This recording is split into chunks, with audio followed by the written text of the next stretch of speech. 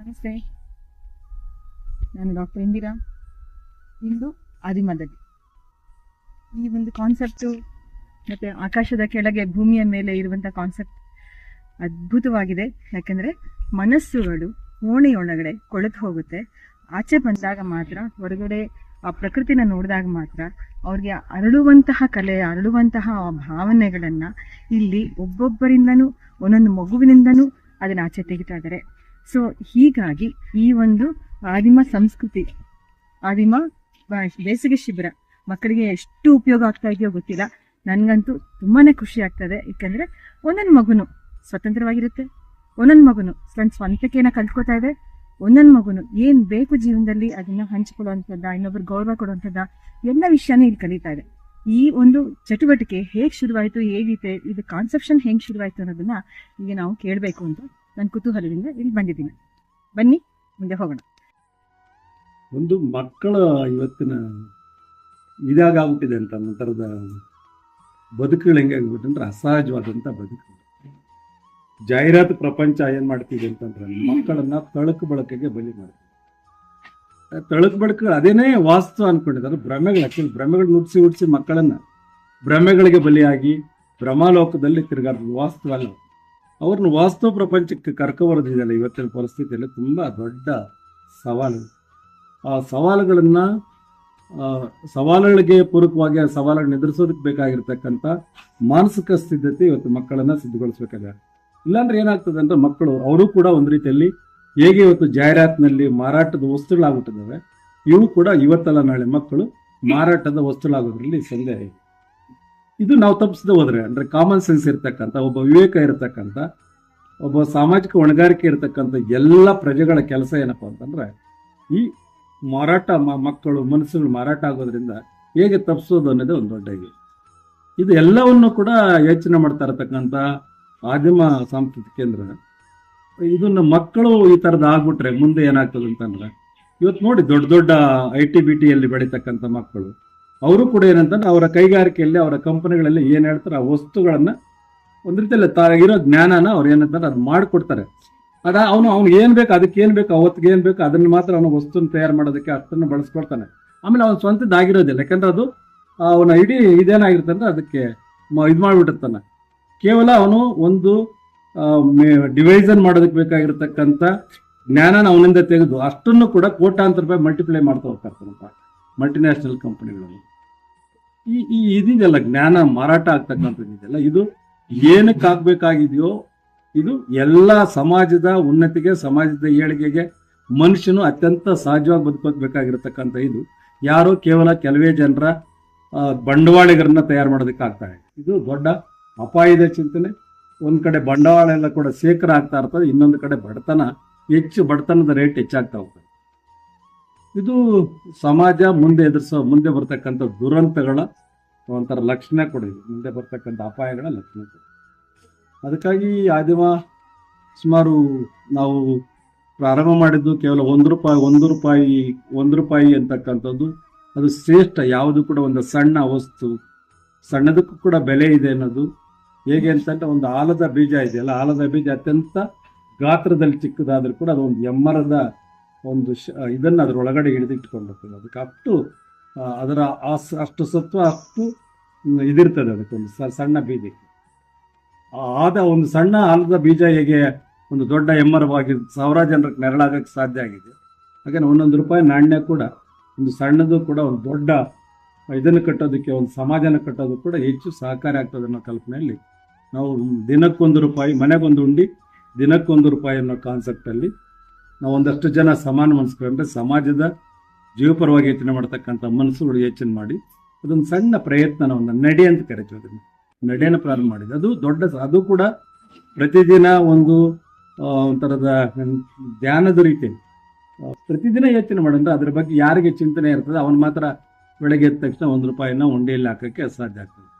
ಅದು ಕೂಡ ನಮ್ಮನ್ನು ನಾವು ಪರೀಕ್ಷೆಗೆ ಒಳಪಡಿಸ್ತಕ್ಕಂಥದ್ದು ಕೂಡ ನಮ್ಮ ಬದುಕನ್ನು ಒಂದು ದಿಕ್ಕ ಎಲ್ಲೆಲ್ಲೋ ಅಡ್ಡಾದಡ್ಡಿ ಹೋಗ್ತಕ್ಕಂಥ ನಮ್ಮ ಬದುಕು ಅರ್ಧಂಚು ಹೋಗ್ತಕ್ಕಂಥದ್ದನ್ನ ಒಂದು ಸರಿದಾರದಲ್ಲಿ ತೆಗೆದುಕೊಂಡು ಹೋಗೋದಕ್ಕೆ ಬೇಕಾಗಿರ್ತಕ್ಕಂಥ ಚಿಂತನೆಯನ್ನು ₹1 ಮುಖಾಂತರ ಹಚ್ಚೋದು ಅಂತೇಳಿ ಅದ್ರ ಮೂಲಕ ಶುರುವಾಗಿದ್ದು ಸುಮಾರು 15-20 ವರ್ಷಗಳ ಕಾಲ 95ರಲ್ಲಿ ಪ್ರಾರಂಭ ಆದಂಥ ಮನೆಗೊಂದು ಉಂಡಿ ದಿನಕ್ಕೊಂದು ರೂಪಾಯಿ ಮನೆಗೊಂದು ಉಂಡಿ ಅನ್ನೋ ಕಾನ್ಸೆಪ್ಟಲ್ಲಿ ಶುರುವಾದ ನಮ್ಮ ನಡೆ ಸುಮಾರು 2004-5 ಕೂಡ ಪ್ರತಿದಿನ ಈ ಥರದ 1 ರೂಪಾಯಿಗಳನ್ನು ಕಲೆಕ್ಟ್ ಮಾಡಿ ಅದನ್ನು ಸಂಗ್ರಹಿಸಿ ಅದ್ರ ಮೂಲಕ ಒಂದು ಹೊಸ ಕಲ್ಪನೆಯನ್ನ ಇದಕ್ಕೆ ಬೇಕು, ಸಮಾಜಕ್ಕೆ ಬೇಕಾಗಿರ್ತಕ್ಕಂಥ ಹೊಸ ಇದನ್ನು ಕಟ್ಟಬೇಕು ಅಂತೇಳಿ ಒಂದಷ್ಟು ಜನ ಸಮಾನ ಮನಸ್ಕರು ಸೇರಿಕೊಂಡು ನಮ್ಮ ಪರಂಪರೆಯಲ್ಲಿ ನಡೆದು ಬಂದಿರತಕ್ಕಂಥ, ಯಾಕಂದ್ರೆ ಈ ನೆಲ ಇದೆಯಲ್ಲ ಅದರಲ್ಲೂ ಕೂಡ ಭಾರತೀಯ ಇದರಲ್ಲಿ ನೆಲದಲ್ಲಿ ಕೆಲವು ದಕ್ಷಿಣ ಭಾರತದಲ್ಲಿ ಅದರಲ್ಲಿ ಕೂಡ ವಿಶೇಷವಾಗಿ ತತ್ವ ಪದಕಾರರು, ಚಿಂತಕರು, ಬುದ್ಧನ ಪೂರ್ವಿಕರು ವಾಸ ಇದ್ದಂಥ ಜಾಗ, ಅಜೀವಿಕರು ಅಂತ ಬರ್ತಾರೆ,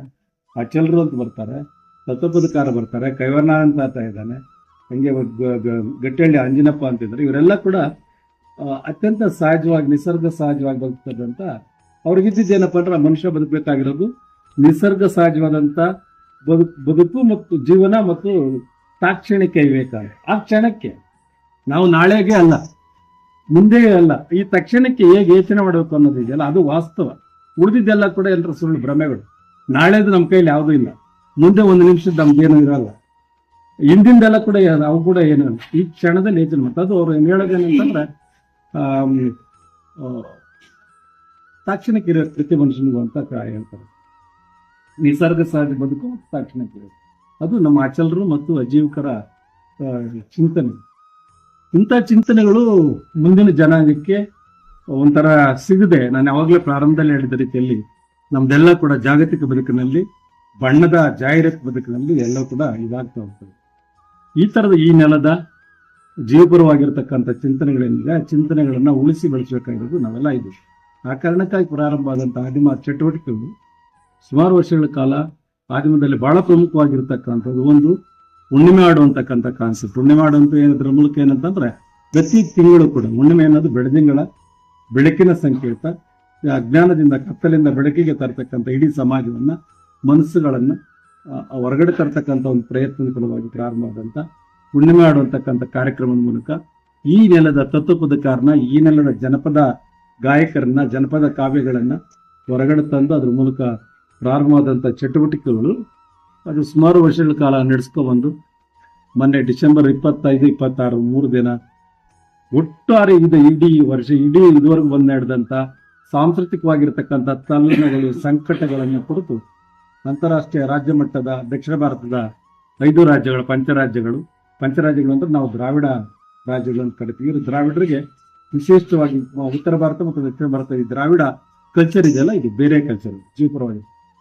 ಈ ಕಲ್ಚರ್ ಕುರಿತು ಇವತ್ತು ಅದಕ್ಕೆ ಎದುರಾಗಿರ್ತಕ್ಕಂಥ ಸಂಕಟಗಳ ಕುರಿತು ಅದನ್ನ ಆವರಿಸ್ಕೊಳ್ತಕ್ಕಂಥ ನಮ್ಮ ವಿರುದ್ಧ ಶಕ್ತಿಗಳೇನಿದೆ, ಜೀವ ವಿರೋಧಿ ಶಕ್ತಿಗಳೇನಿದೆ ಅದನ್ನ ಅರ್ಥ ಮಾಡ್ಕೊಳ್ಳೋದಕ್ಕಾಗಿ 3 ದಿನಗಳ ಕಾಲ ಒಟ್ಟು ನಮ್ಮ ನಡೆಯನ್ನು ಕುರಿತು ಒಂದು ಪುನರಾವಲೋಕನ ಮಾಡ್ಕೊಳ್ಳೋಕೆ ಪ್ರಯತ್ನ ಪಟ್ಟು ಅದರ ಹಿನ್ನೆಲೆಯಲ್ಲಿ 200ನೇ ಹುಣ್ಣಿಮೆ ಮಾಡಿದ್ವಿ. 200ನೇ ಹುಣ್ಣಿಮೆಗೆ ಈ ಕರ್ನಾಟಕ ಮೊದಲನೇ ಬಾರಿಗೆ ರಾಜಕೀಯ ನೇರ ಪ್ರವೇಶ ಆಗ್ತಾ ಬಂದ್ವಿ. ಇದುವರೆಗೂ ಕೂಡ ನಮ್ಗೆ ಸಪೋರ್ಟ್ ಆಗಿತ್ತು ಸರ್ಕಾರ, ಅದು ಕೂಡ ನೇರವಾಗಿ ರಾಜಕಾರಣಿಗಳನ್ನ ಒಳಗೊಳ್ಳೋದ್ರ ಮೂಲಕ ಪ್ರಾರಂಭವಾಗಿ ಒಂದು ದೊಡ್ಡ ಸಮಾವೇಶ ಮಾಡಿ ಚೆನ್ನಾಗಾಯ್ತು. ಯಾಕಂದ್ರೆ ಮುಖ್ಯಮಂತ್ರಿಗಳು 3 ಗಂಟೆಗಳ ಕಾಲ ಕೂತು ಇಡೀ ಕಾರ್ಯಕ್ರಮ ನೋಡ್ರಿ, ಎಲ್ಲರೂ ಗಾಬರು ಬಿದ್ದವರು. ಯಾವತ್ತುವಾಗಿ ಮುಖ್ಯಮಂತ್ರಿ ಇರ್ತಾರಕ್ಕೆ ಒಂದು ಖಾಸಗಿ ಕಾರ್ಯಕ್ರಮದಲ್ಲಿ 3 ಗಂಟೆಗಳ ಕಾಲ ಕೂತು ಅವರು ಭಾಷಣ ಕೂಡ ಯಾರು ಹೇಳ್ತಿರಲ್ಲ. ನಾನು ಆ ಥರದ ಭಾಷಣನೇ ಕೇಳಿದ, ಚೆನ್ನಾಗಿ ಮಾತಾಡ್ತಾರೆ. ಅಂದ್ರೆ ನಮ್ಮ ಕಾರ್ಯಗಳನ್ನ ಕುರಿತು ಮಾತಾಡೋದು. ಇದು ಒಟ್ಟು ಹುಣ್ಣಿಮೆ ಆಡು. ಇನ್ನೊಂದು ನಮ್ಮ ಪ್ರಮುಖವಾಗಿರೋ ಕಾರ್ಯಕ್ರಮ ಮಕ್ಕಳ ಕಾರ್ಯಕ್ರಮ. ಯಾಕಂದ್ರೆ ಇವತ್ತು ಬಿತ್ತಿದಂತೆ ಬೀಜ ಬಿತ್ತಿದಂತೆ ಬೆಳೆ ಅಂತಕ್ಕಂಥ ನಮ್ಮ ಹಿರಿದೊಂದು ಮಾತಿದೆ. ನಾವೇನ್ ಬಿತ್ತೀವಿ ಅದೇ ಫಲ ಕೊಡೋದು. ಇವತ್ತು ನಾವು ಅಲ್ಲೋ ಹಂಗಾಗೋದ, ನಮ್ಮ ಮಗ ಹಂಗಾದ, ನಮ್ಮ ಸಮಾಜ ಹಿಂಗಾಯ್ತು, ಅವ್ರು ಹಿಂಗಾದ್ರು ಅಂತೇಳಿ ಹೇಳ್ತಾ ಇರ್ತೀವಿ. ನಾವು ಟೀಚರ್ ಆಗಿ ನಾನು ಯೋಚನೆ ಮಾಡೋದೇನಂತಂದ್ರೆ ನಾನು ಏನ್ ಹಾಕಿದ್ದೀನಿ ಅದ್ರ ಪ್ರತಿಫಲನ ನಮ್ಮ ಕಣ್ಣೆದುರುಗಡೆ ನೋಡೋದು. ಅಥವಾ ಬೀಜದ ಪ್ರಾಬ್ಲಮ್ ಇರ್ಬೋದು, ಅಥವಾ ನೆಲದ ಪ್ರಾಬ್ಲಮ್ ಆಗಿರ್ಬೋದು, ಅಥವಾ ಬಿತ್ತನೆ ಮಾಡ್ತಕ್ಕಂಥ ಒಂದು ಸಕಾಲದಲ್ಲಿ ಆಯಾ ಕಾಲಕ್ಕೆ ನೋಡಿಕೊಂಡು ಬಿತ್ತನೆ ಮಾಡದೇ ಇರತಕ್ಕಂಥ ಇದಿರ್ಬೋದು. ಇವು ಸುಮಾರು ಕಾರಣಗಳಿರ್ತವೆ. ಆ ಕಾರಣಕ್ಕಾಗಿ ನಾವೇನು ಬಿತ್ತಿದ್ವಿ ಅದ್ರ ಫಲ ಅನುಭವಿಸ್ತಾ ಇದ್ದೀವಿ. ಇದಕ್ಕೆ ಯಾರು ಹೊಣೆಗಾರರಲ್ಲ, ನಾವೆಲ್ಲರೂ ಕೂಡ ಯಾರು ಬಿತ್ತೀವಿ, ಇದಕ್ಕೆ ಬೇಕಾಗಿರೋ ಇಡೀ ಸಮಾಜಕ್ಕೆ ಬೇಕಾಗಿರ್ತಕ್ಕಂಥ ಇದನ್ನ ಏನೇನು ಬಿತ್ತನೆ ಮಾಡ್ತಾ ಇದ್ವಿ, ಏನನ್ನು ಮಾತಾಡ್ತಾ ಇದ್ವಿ ಅದ್ರ ಪ್ರತಿಫಲನ ಅನುಭವಿಸ್ತೇವೆ.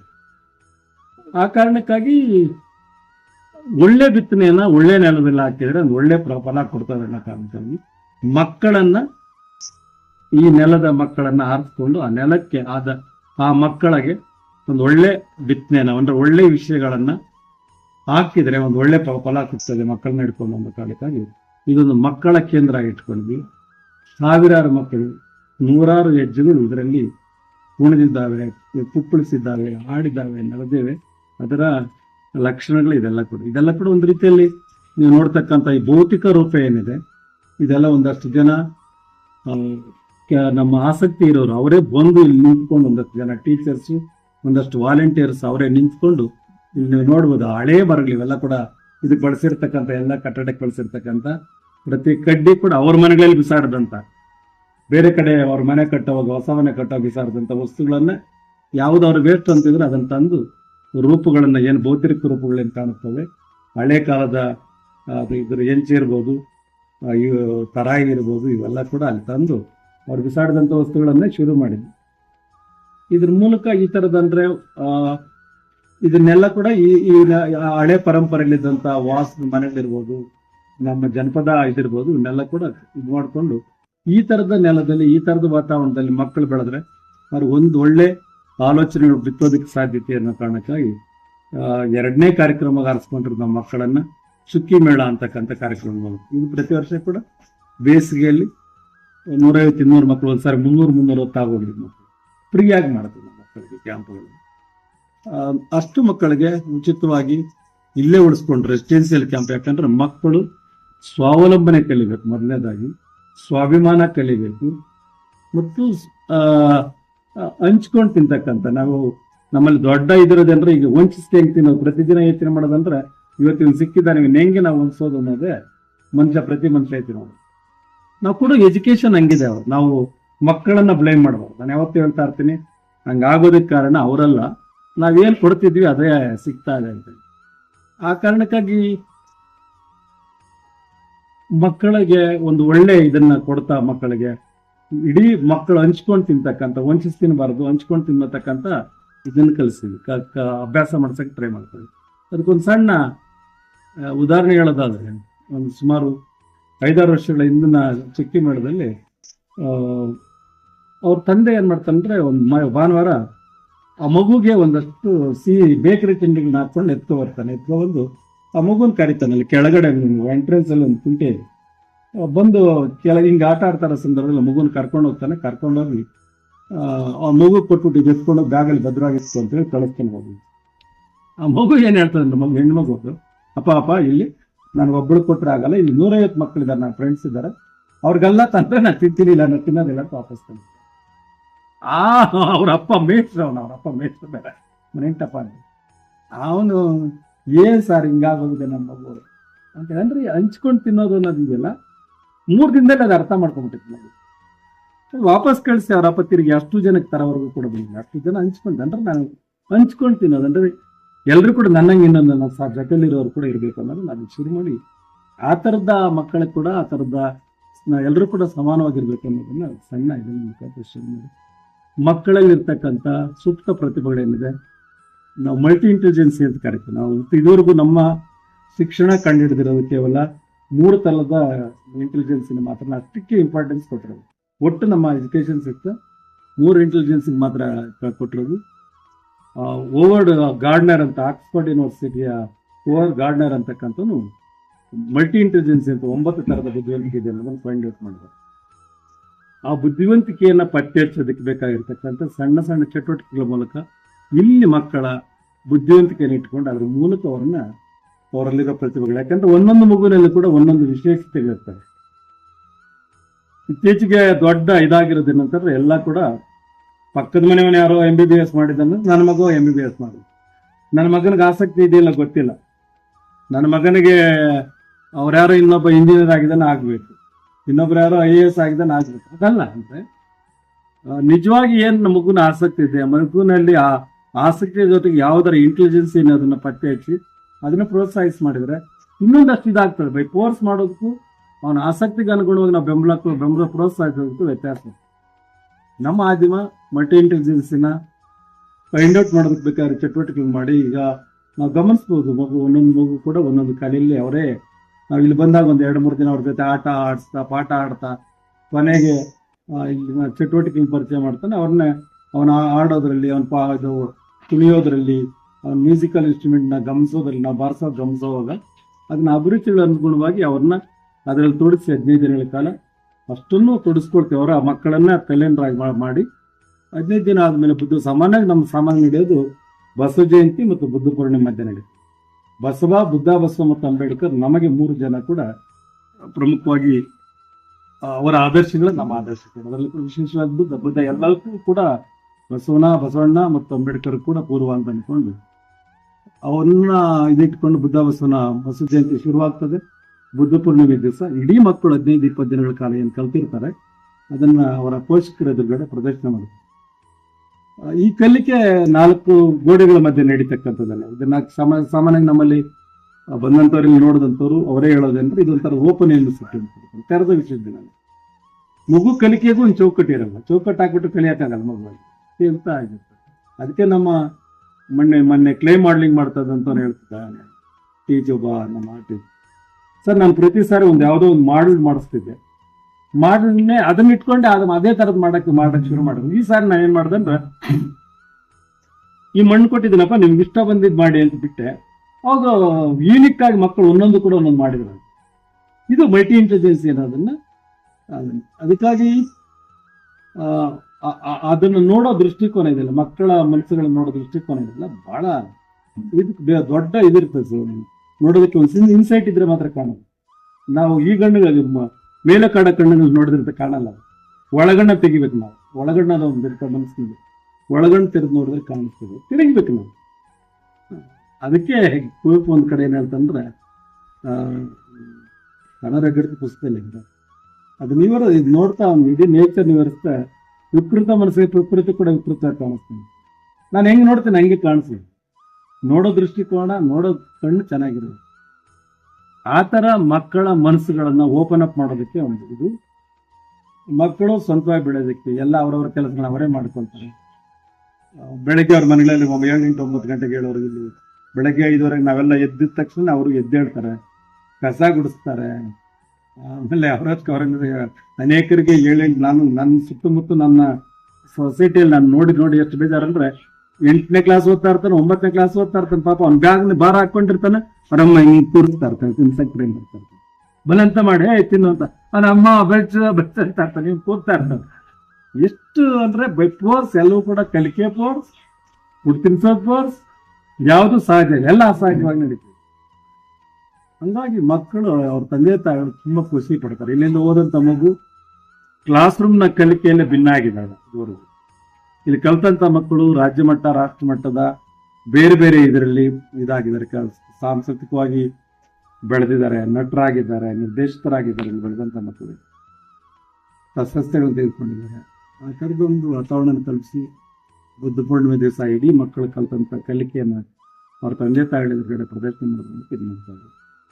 ಇಷ್ಟಕ್ಕೂ ಕೂಡ ಏನಂತಂದ್ರೆ ಇದು ನಡೆದಿರೋದೇ ಒಂಥರದ ನಾವ್ಯಾರು ಕೂಡ ಡೊನೇಷನ್ ತೆಗೆದುಕೊಳ್ಳೋದಾಗಲಿ, ಫೀಸ್ ಫಿಕ್ಸ್ ಆಗಲಿಲ್ಲ. ಅಪ್ಲಿಕೇಶನ್ಗೆ 100 ರೂಪಾಯಿ ಅಂತ ಒಂದು ನಾಮಿನೆಲ್ಲ ತೆಗೆದುಕೊಳ್ತೀವಿ. ಕೆಲವ್ರು ಕೇಳ್ತಾರೆ ಏನ್ ಸರ್ ಎಷ್ಟು ಫೀಸ್ ಅಂತ ಹೇಳಿ. ನಾವು ಇಷ್ಟೊಂದು ಹೇಳೋದಿಲ್ಲ. ಯಾಕೆ ಹೇಳೋದಿಲ್ಲ ಅಂತಂದ್ರೆ ಒಬ್ಬನಿಗೆ 100 ರೂಪಾಯಿ ಕೊಡೋ ಸಾಮರ್ಥ್ಯ ಇದೆ, ಇನ್ನೊಬ್ರು 1000 ರೂಪಾಯಿ ಕೊಡೋ ಸಾಮರ್ಥ್ಯ ಇದೆ. ನಾವು ಓಪನ್ ಆದಾಗ ಏನಾಗ್ತದೆ ಅಂತಂದ್ರೆ 1000 ರೂಪಾಯಿ ಕೊಡೋನು 100 ರೂಪಾಯಿ ಕೊಡೋರು ಇಬ್ಬರದು ಕೂಡ ಏನಾಗ್ತದೆ ಅಂದ್ರೆ 1000 ರೂಪಾಯಿ 100 ರೂಪಾಯಿ ಮೇಲೆ 1100 ಆದ್ರೆ 2 ಮಕ್ಕಳು ಕೂಡ ಕನಿಷ್ಠ 510 ರೂಪಾಯಿ ಆಗುತ್ತೆ. 550 ಆಗುತ್ತೆ. ಒಬ್ಬನಿರೋನು ಇಲ್ದೋನ್ಗೆ ಹಂಚಿದಂಗೆ ಆಗ್ತದೆ. ಯಾರೋ ಕೂಡಿಟ್ಟಿರೋ ಒಂದು ಇನ್ನೊಬ್ಬರಿಗೆ ಹಂಚಿಕೆ ಆಗ್ತದೆ. ಅಂದ್ರೆ ಅದು ಕೂಡ ಅದರ ಇಂಡೈರೆಕ್ಟ್ ನಾವು ಅದನ್ನ ಹೇಳದ ರೀತಿಯಲ್ಲೇ ಯಾವ ಒಂದು ಇದನ್ನ ಇಲ್ದೇ ಇರೋರ್ಗೆ ಹಂಚೋದಕ್ಕೆ ಬೇಕಾಗಿರೋ ಮಾಡಿದ್ವಿ. ಅದು ಇದುವರೆಗೂ ನಡೆದಿರೋ ಸುಮಾರು ನಮ್ಮ ಸಾಮಾನ್ಯ 10 ರಿಂದ 12 ಲಕ್ಷ ಕ್ಯಾಂಪ್ಗೆ, ರೆಸಿಡೆನ್ಸಿಯಲ್ ವಸತಿ ರಹಿತ ಕ್ಯಾಂಪ್ಗೆ ಹಾಕ್ತೀವಿ. ಇಡೀ ಒಂದ್ಸಾರಿ ನಾವು ಶುರು ಮಾಡಿದ್ರೆ ನಾವು 0 ಬಡ್ಜೆಟ್ ಅಲ್ಲಿ ಶುರು ಮಾಡ್ತೀವಿ. ಯಾರೋ ಒಬ್ರು ಕೊಟ್ಟಿರ್ತಾರೆ, ಅವ್ರದ್ದು ಇಂಥವ್ರು ಕೊಟ್ಟಾರೆ ಅಂತ ಹೇಳಿ ಅವ್ರು ನೋಡಿ ಒಬ್ರು ನೋಡಿ ಅವರೇ ಸ್ವಇಚ್ಛೆಯಿಂದ ಭಾಗವಹಿಸಿ ಅವರೇ ಅಕ್ಕಿ ತಂದು ಕೊಡ್ತಾರೆ, ರಾಗಿ ತಂದು ಕೊಡ್ತಾರೆ, ಬೇಳೆ ತಂದು ಕೊಡ್ತಾರೆ, ತರಕಾರಿ ತಂದು ಕೊಡ್ತಾರೆ. ಕೆಲವು ಸಾರಿ ರಾಗಿ ತಂದು ಕೊಟ್ಟರೆ 2 ವರ್ಷ ಬಂದಿದೆ ನಮ್ಗೆ ರಾಗಿ, ಪೇರೆಂಟ್ಸ್ ತಂದು ಹಾಕಿರೋದು. ಆ ಥರದ ಒಟ್ಟು ಈ ಥರದ ಮನಸ್ಸುಗಳೇನಿದ್ದಾವೆ, ಒಂದು ಒಳ್ಳೆ ಸಮಾಜ, ಒಳ್ಳೆ ಮಕ್ಕಳಾಗಬೇಕು ಅಂತ ಏನಾದ್ರು ಬಯಸ್ತಿದ್ದಾರೆ, ಅವರೆಲ್ಲರೂ ಕೂಡ ಸ್ವಇಚ್ಛೆಯಿಂದ ತೊಡಗಿಸ್ಕೊಂಡು ಈ ಥರ ಚಟುವಟಿಕೆಗಳಾಗ್ತದೆ. ಇದ್ರ ಜೊತೆಗೆ ನಾವು ಸಾಹಿತ್ಯ ಚಟುವಟಿಕೆಗಳನ್ನು, ಸಾಹಿತ್ಯ ಸಪ್ತಾಹಗಳನ್ನು ಅಧ್ಯಯನ ಆದಿಮ ಸ್ಕೂಲ್ ಆಫ್ ಥಾಟ್ ಅಂತ ಮಾಡಿದ್ವಿ. ಅಂದ್ರೆ ಒಂದು ಈ ಥರದ್ದು ಯೋಚನೆ ಮಾಡೋದಕ್ಕೆ ಒಂದು ಇಂಟೆಲೆಕ್ಚುಯಲ್ ಇದನ್ನು ಬೆಳೆಸಬೇಕು ಒಂದಷ್ಟು ಜನರಲ್ಲಿ. ಇದ್ರ ಭಾಗವಾಗಿ ಅದು ಆದಿಮದ ನಡೆ ಭಾಗವಾಗಿ ಅದನ್ನು ಮಾಡ್ಕೊಂಡು ಇದ್ರ ಮುಂದುವರೆದು ಇಡೀ ನಮ್ಮ ಇದುವರೆಗಿನ ಎಕ್ಸ್ಪೀರಿಯನ್ಸಸ್ 15-20 ವರ್ಷಗಳ ನಮ್ಮ ಅನುಭವಗಳನ್ನು ಇಟ್ಟುಕೊಂಡು ಒಂದು ಲೀವ್ ಅಂಡ್ ಲೆಟ್ ಲಿವ್ ಅನ್ನೋ ಕಾನ್ಸೆಪ್ಟಲ್ಲಿ ಸ್ಥಳೀಯ ಜ್ಞಾನ ಶಿಸ್ತುಗಳನ್ನು ಎತ್ತಿಡಿಬೇಕು, ಅದನ್ನು ಕಾಪಾಡಬೇಕು ಅನ್ನೋ ಕಾರಣಕ್ಕಾಗಿ ನೆಲಪಟ್ಟಿಗಳೇ ಜಗಪಟ್ಟಿಗಳಾಗಬೇಕು ಅನ್ನೋ ಕಾನ್ಸೆಪ್ಟಲ್ಲಿ ಒಂದು ಡ್ರಾಮಾ ಥಿಯೇಟರ್ ಇನ್ ಡ್ರಾಮಾ ಒಂದು ಡಿಪ್ಲೊಮಾ ಕಾಲೇಜನ್ನು ಮಾಡಬೇಕು ಅಂತಿದ್ವಿ. ಅದನ್ನ ಮಾಡಿಕೊಂಡು ಆದಿಮದಲ್ಲಿ ಅದನ್ನು ಈ ವರ್ಷದಿಂದನೇ 2020 ಈ ಸಾಲಿನಿಂದನೇ ಕಾಲೇಜನ್ನು ಶುರು ಮಾಡಿ ಯೂನಿವರ್ಸಿಟಿ ಸರ್ಕಾರದಿಂದ ಅನುಮತಿ ಸಿಕ್ಕಿದೆ, ಕಾಲೇಜಿಂದ ಕೂಡ ಅನುಮತಿ ಸಿಕ್ಕಿದೆ. ಈ ಸಾಲಿನಿಂದನೇ ಅದನ್ನು ಶುರು ಮಾಡಬೇಕು ಅಂತಿದ್ವಿ. ಅದಕ್ಕೂ ಕೂಡ ಏನಂತಂದರೆ ಅದು ಗೆಳೆಯರ ಆತ್ಮೀಯರ ಸಹಕಾರದಿಂದ ಒಬ್ಬೊಬ್ಬನು ಕೂಡ ರಿಕ್ವೆಸ್ಟ್ ಮಾಡ್ಕೊಂಡು ನಾನು ಅದಕ್ಕೆ ಬೇಕಾಗಿರೋ ರೆಕಾರ್ಡ್ಸಿಂದ, ಟೇಬಲಿಂದ, ಚೇರಿಂದ, ಬೋರ್ಡ್ಗಳಿಂದ ನಾವು ಸ್ಟೂಡೆಂಟ್ ಒಬ್ಬ ಇದ್ದಾನೆ, ಒಳ್ಳೆ ಹುಡುಗ, ಅವನು ತುಂಬ ಬಡ ಹುಡುಗ. ಅವನು SSLC ಮಾಡ್ಕೊಂಡು ಅವನು SSLC ಮಾಡಿಕೊಂಡು ಡಿಗ್ರಿ ಆಗಿದೆ, MA ಆಗಿದೆ. ಅವನು ಅಡುಗೆ ಭಟ್ರ ಕೆಲಸ ಸೇರ್ಕೊಂಡು ಆಮೇಲೆ ಸುಮ್ಮನೆ ಅದು ಇದು ಮಾತಾಡ್ತಾ ಏನು ಸರ್ ಮಾಡ್ತಾರೆ ಹಿಂಗೆ ಅಂತ ಹೇಳಿದೆ. ಅವನು ನಾನೇನು ಮಾಡ್ಬೋದು ಸರ್ ಅಂತ ಕೇಳಿದೆ. ಏನು ಬೇಡ ಕಣ, 2 ಬ್ಲ್ಯಾಕ್ ಬೋರ್ಡ್ ಬುಕ್ ಕೊಡಿಸೋ ಅಂತ ಹೇಳಿ ಅವ್ನು ಸಂಜೆ ಹೇಳಿದಷ್ಟೇ ಮಾನೇ ಸಹ ಅಲ್ಲೇ ಅವತ್ತೇ ಬುಕ್ ಮಾಡಿಸ್ಬಿಟ್ಟು ಬೆಂಗಳೂರಿಂದ ತರಿಸಿ 2 ಬೋರ್ಡ್ ತಂದೆ ಕೊಟ್ಟಿದ್ದ. ಅಂದರೆ ನಾವು ಒಬ್ಬರು ಯಾರೋ ಕೊಟ್ಬಿಟ್ರೆ ಒಬ್ಬರದಾಗ್ತದೆ, ಆಸ್ತಿ ಆಗಬಾರ್ದು. ಯಾರ್ದು ಒಬ್ಬೊಬ್ರು ಅವರ ಸಾಮರ್ಥ್ಯಕ್ಕೆ ಅನುಗುಣವಾಗಿ ಕೊಟ್ಟು ಈ ಥರ ಮಾಡ್ಕೊಂಡು ಟೇಬಲ್ಲು, ಚೇರು, ಡೆಸ್ಕ್ಗಳು, ಒಬ್ರು ಒಂದಷ್ಟು ಜನ ಟೀಚರ್ಸ್ ಸೇರಿಕೊಂಡು ನವೋದಯ ಮುರಾರ್ಜಿ ಸ್ಕೂಲ್ ಪ್ರಿನ್ಸಿಪಾಲ್ಸ್ ಎಲ್ಲ ಸೇರಿ 2 ಕಂಪ್ಯೂಟರ್ ಸೆಟ್ ತಂದ್ಕೊಟ್ರು. ಹಂಗೆ ಒಬ್ಬೊಬ್ಬರಿಂದ ಒಂದು ತಂದ್ಕೊಂಡು ಅದನ್ನು ಕಟ್ಟಬೇಕು ಈ ಸರಿಯಾಗಿ ಮಾಡಿ. ಒಂದಷ್ಟು ನಮ್ಮದು ಆದಿಮ 12A ಮತ್ತು 80G ಆಗಿದೆ. CSR ಫಂಡಿಗೆ ಟ್ರೈ ಮಾಡ್ತೀವಿ. ಅದಕ್ಕೆ ಇನ್ಕಮ್ ಟ್ಯಾಕ್ಸ್ ಎಕ್ಸಮ್ಷನ್ಸ್ ಇರ್ತದೆ ಯಾರನ್ನು ಕೊಡುವಾಗ. ಇದಿಟ್ಕೊಂಡು ಒಂದು ಕಾರ್ಪೊರೇಟ್ ಫಂಡನ್ನು ಕ್ರಿಯೇಟ್ ಮಾಡಿ ಅದರ ಮೂಲಕ ಒಂದಷ್ಟು ಜನ ಇಟ್ಕೊಂಡು 30 ಜನ ಇಟ್ಕೊಂಡು ಒಂದು ವರ್ಷಕ್ಕೊಂದು 30 ಜನ 1 ಇಯರ್ ಕೋರ್ಸ್ ಅಂದ್ಕೊಂಡಿದ್ವಿ.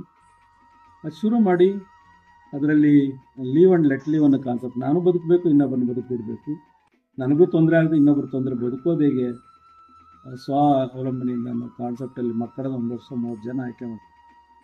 ಈಗ ಕೆಲವ್ರು ಹೇಳ್ತಾರೆ ಸರ್ ಕಾಲೇಜ್ ಶುರು ಮಾಡಿಬಿಡಿ ಅಂತ. ನಮ್ಗೆ ಆ ಸಾಮರ್ಥ್ಯ ಇಲ್ಲ. ಸಣ್ಣ ಪ್ರಮಾಣದಲ್ಲಿ ನಮ್ಮ ನಂಬಿಕೆರು ಸಣ್ಣ ಪ್ರಮಾಣದಿಂದ ಪ್ರಾರಂಭ ಮಾಡಿ ಬೆಳೆಸೋಣ ಅಂತೇಳಿ ಅಂದ್ಕೊಂಡು ಈ ವರ್ಷದಿಂದ ಅಂದ್ಕೊಂಡಿದ್ವಿ.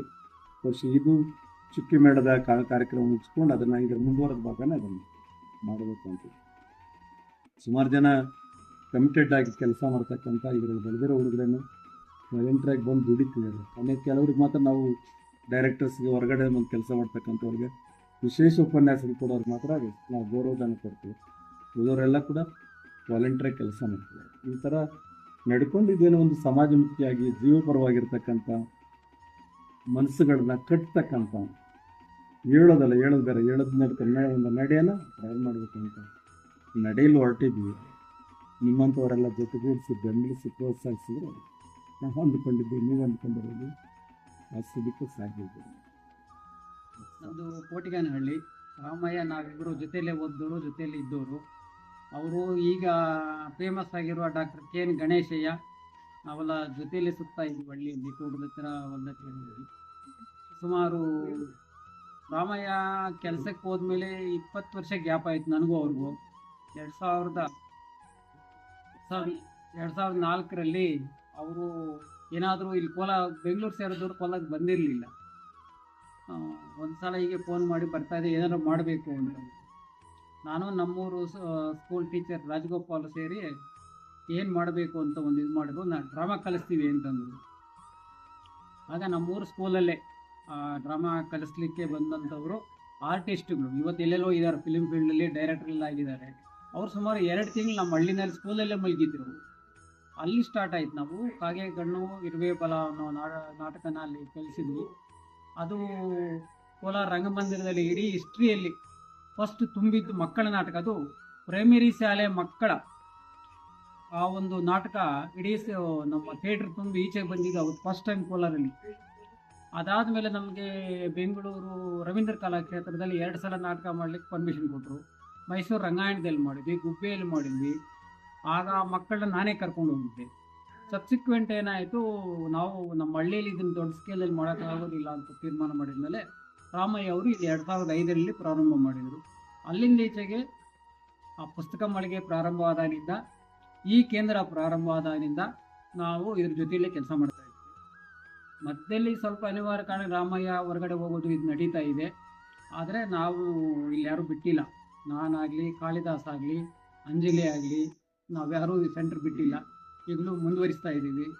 ನನಗೆ ಹೆಚ್ಚಾಗಿ ಇಲ್ಲೇನು ಕೆಲಸ ಕೊಡ್ತಾರೆ ಅಂದರೆ ಅಡುಗೆ ಮನೆ ಕೆಲಸ ಕೊಡ್ತಾರೆ. ನನಗೆ ಕ್ಯಾಂಪ್ಗಳಿಗೂ ಅಷ್ಟೇ, ಯಾವುದೋ ವಿಶೇಷ ಕಾರ್ಯಕ್ರಮ ಇದ್ದರೂ ಅಷ್ಟೇ ಅದೊಂದು ಜವಾಬ್ದಾರಿ ಕೊಡ್ತಾರೆ. ನನ್ನ ಉದ್ದೇಶ ಏನಂದರೆ ಈ ಸೆಂಟ್ರ್ ಸರಿಯಾಗಿ ನಡಿಬೇಕಾದ್ರೆ ನಮ್ಮ ಕೈಲಾದ ಮಟ್ಟಿಗೆ ನಾವು ಸಹಾಯ ಮಾಡಬೇಕು, ಸಪೋರ್ಟ್ ಮಾಡಬೇಕು ಅನ್ನೋದು ಉದ್ದೇಶ ಅಷ್ಟೇ. ನಂದು ಸ್ವಂತ ನಾನೇನು ಕಲಾವಿದ ಅಲ್ಲ, ಏನಿಲ್ಲ. ಆದರೆ ಕಲ್ಚರಲ್ಲಿ ನನಗೆ ತುಂಬ ಇಂಟ್ರೆಸ್ಟ್ ಇದೆ. ನಾನು ಯಾವುದೇ ಸಾಹಿತ್ಯಿಕ ಕಾರ್ಯಕ್ರಮ ಎಲ್ಲಿ ಬೇಕಾದ್ರೂ ನಾನು ಅಲ್ಲಿ ಹೋಗ್ತೀನಿ, ನಾನು ಪಾರ್ಟಿಸಿಪೇಟ್ ಮಾಡ್ತೀನಿ. ಅದ್ರ ಜೊತೆಗೆ ನನ್ನ ಕಸಿನ್ ಅವನು ಗಣೇಶ, ಒಳ್ಳೆ ಈಗ ಇಂಟರ್ನ್ಯಾಷನಲ್ ಸೈಂಟಿಸ್ಟ್, ಅವನು ಮನೆ ಇನಾಗ್ರೇಷನ್ ಬಂದಿದ್ದ.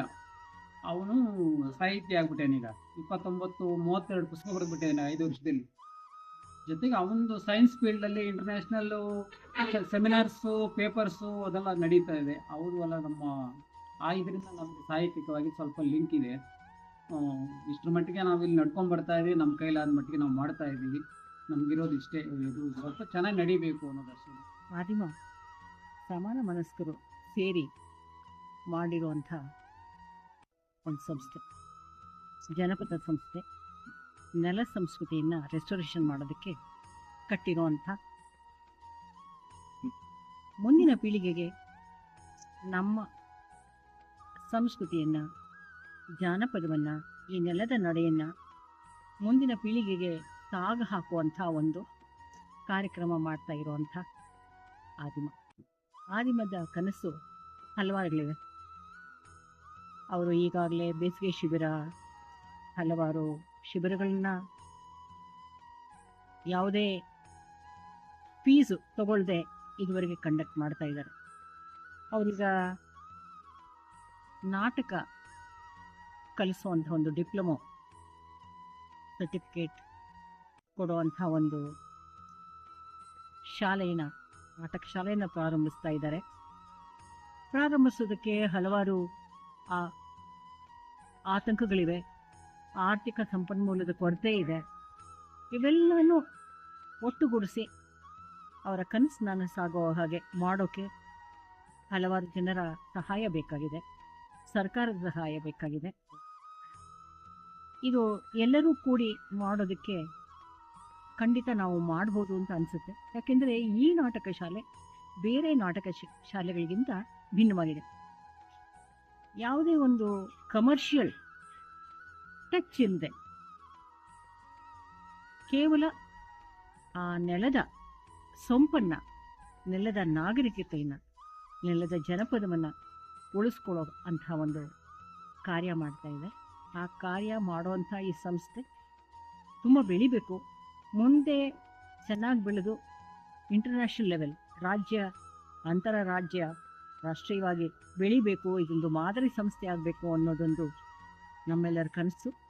ಆ ಕನಸು ನನಸಾಗೋದಕ್ಕೆ ಎಲ್ಲರ ಸಹಾಯ ಅಗತ್ಯ ಇದೆ ಅಂತ ನಾನು ಭಾವಿಸ್ತೀನಿ. ಹಾಗೆ ಎಲ್ಲರೂ ಹನಿಗೂಡಿದ್ರೆ ಹಳ್ಳ ಅನ್ನೋ ಹಾಗೆ ಎಲ್ಲರೂ ಒಂದೊಂದು ಕೈ ಚಾಚಿದ್ರೆ, ಎಲ್ಲರೂ ಸಹಾಯ ಮಾಡಿದ್ರೆ ಈ ಸಂಸ್ಥೆ ಆ ಮಟ್ಟಕ್ಕೆ ಬೆಳೆಯೋದ್ರಲ್ಲಿ ಸಂಶಯ ಇಲ್ಲ. ಅದು ಆಗಲಿ ಅಂತ ನಾನು ಆಶಿಸ್ತೇನೆ.